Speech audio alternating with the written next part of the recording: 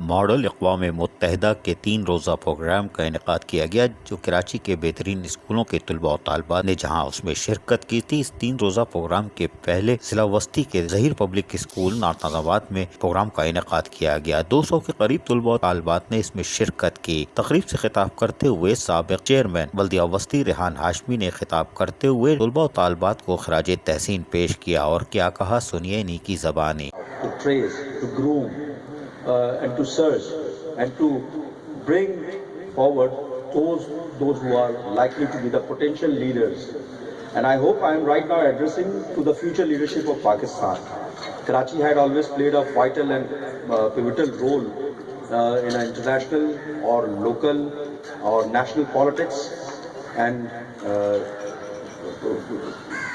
very exclusively it provided with the opportunity for all those Pakistanis, those who think that they can do something. Karachi had always provided the platform, and I hope this activity, Model United Nations and the organizers, they might be able to define whenever they want to organize this event again and again.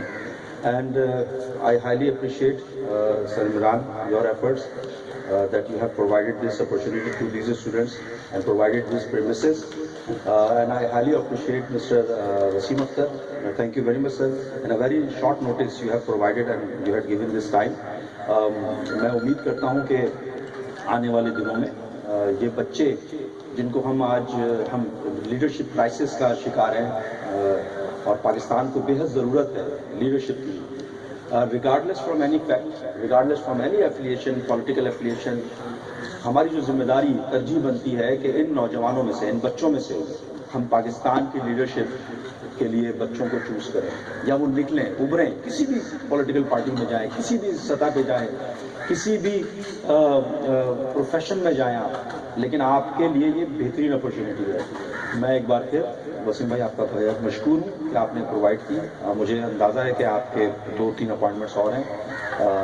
Once again best of luck, thank you very much. Pakistan जिंदाबाद। जबकि तकरीब के अख्तिताम पर साबिक mayor Karachi Wasim Akhtar भी मौजूद थे। अजीज Arif, KBS बलियाती news, Karachi.